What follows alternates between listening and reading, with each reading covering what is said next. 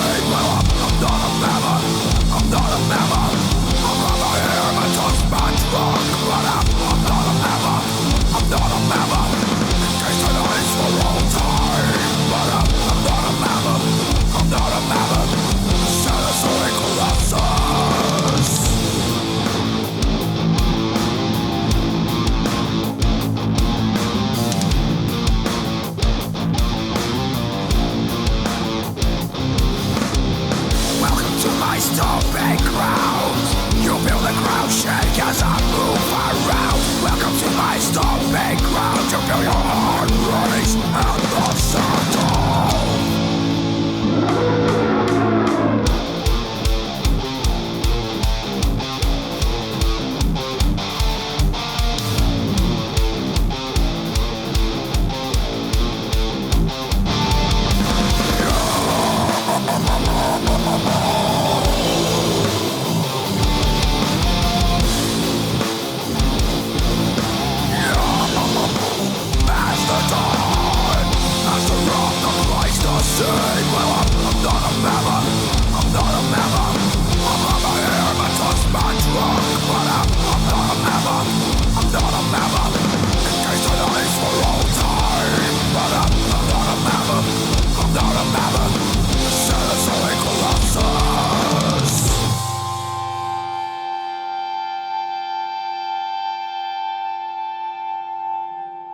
Are we live?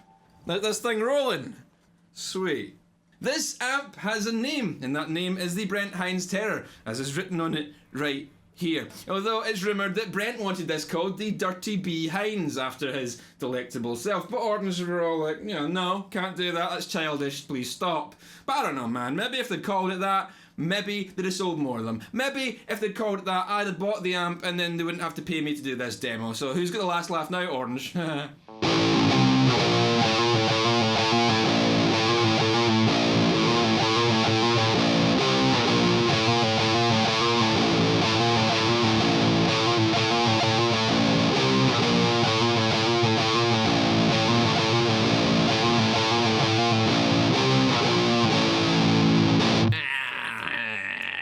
An Orange amp, all the controls are labelled with these funny little pictures instead of words because they don't want you to know what any of the controls do. But fortunately, I am studied in the ancient hieroglyphs of the indigenous people who live in whatever part of England Orange come from. Borehamwood? Where the f***'s that? The middle bit is for the dirty channel where we have loudness, highs, middles, lows, and the great protector squiggly line which makes the amp go grrr.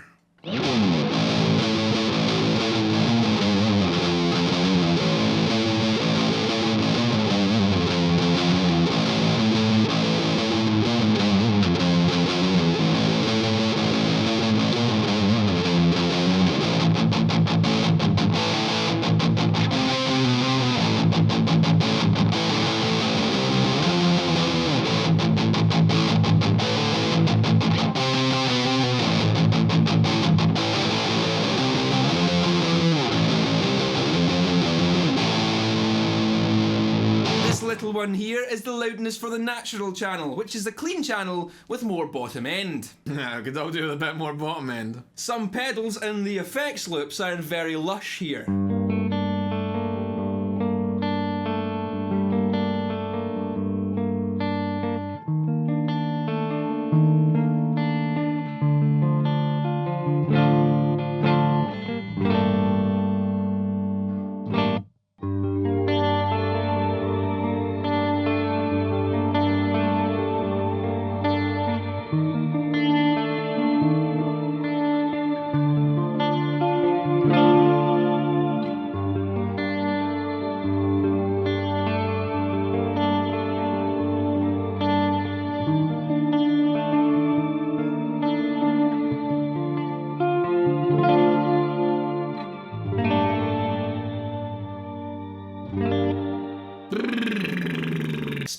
of loudness, the Dirty Bee Hinds has 4 different power levels, accessible by the full half switch on the front and the headroom bedroom switch on the back, giving 15, 7, 1 or half watt modes.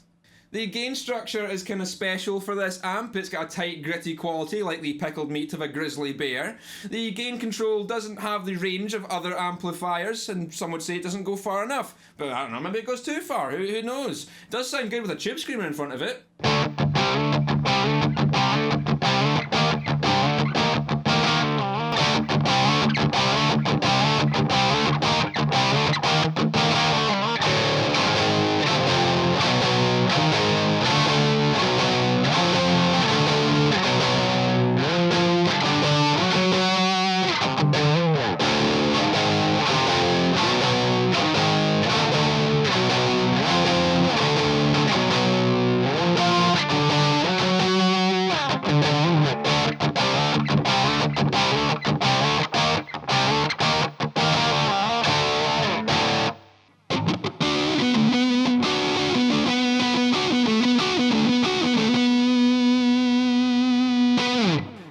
Be asking, is this just a Mastodon amp? Can it only play Mastodon? Like, anything you play through it just turns into blood and thunder? And yes, that's exactly what happens. But if you hate heavy metal, and I don't blame you, it's all cookie cutter crap these days, then you can play things that no one in their right mind would ever think is heavy metal.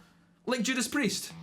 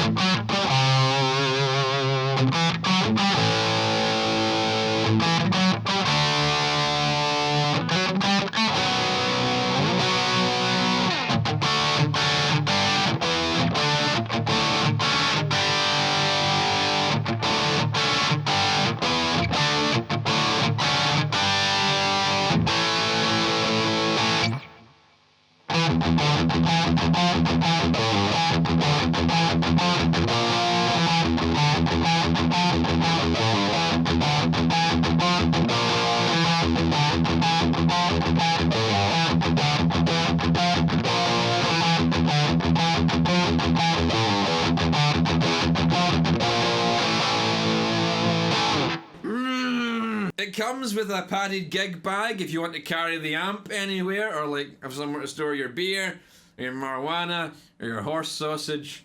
It doesn't come with a foot switch though, because Orange obviously thought nobody wants to switch channels with their feet. I mean, maybe it's got something to do with keeping costs below a certain point, or maybe they took so many mushrooms they forgot, and then got naked and took a shit in the sink.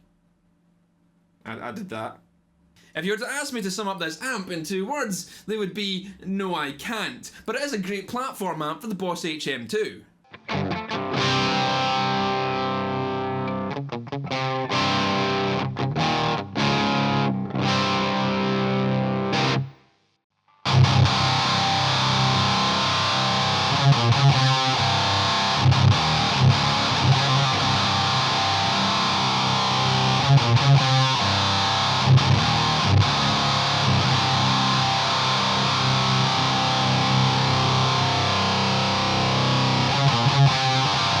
To revert back to some level of seriousness now, this is a very solid amplifier. The natural channel is beautiful and warm and works exceptionally well with pedals in the loop. The dirty channel, while being a little bit more limited than I would like, does have a tight aggressive character with lots of low end. That high end fizz might not be to everyone's tastes, but it does make this amp a great recording amplifier. All that fizzle just melts the guitars into the mix seamlessly with very little effort. I really enjoyed the sound of the guitars on the produced track. I certainly didn't fall in love with this one. With a tube screamer out front and the right guitar, this amp can sound killer, but take that away and I was just left a little disappointed. I think I was expecting it to do more, but what it does do, it does really well. It has potential for some great lead sounds, and that very prominent bass end and fizz make it a perfect doom amp. It certainly does a thing, and while I loved some of the tones, it's just not my thing. Now, if you're looking for a more flexible all-purpose amplifier, then perhaps one of the other Terrors is more up your street. But if you've been longing for some grinding, fizzy Mastodon-style sounds, backed up by a lush, clean channel at volume levels ranging from insane to won't wake the neighbours, then this one's well worth a look. If you've liked this video and you want to see more content from me, then you can hit the subscribe button and that will notify you of all new content as it comes out. Patreon's also there for exclusive secret stuff if you wish to support me further, and there's other videos you might not have seen. But that's all for now, guys. Keep it loud, and I'll see you later.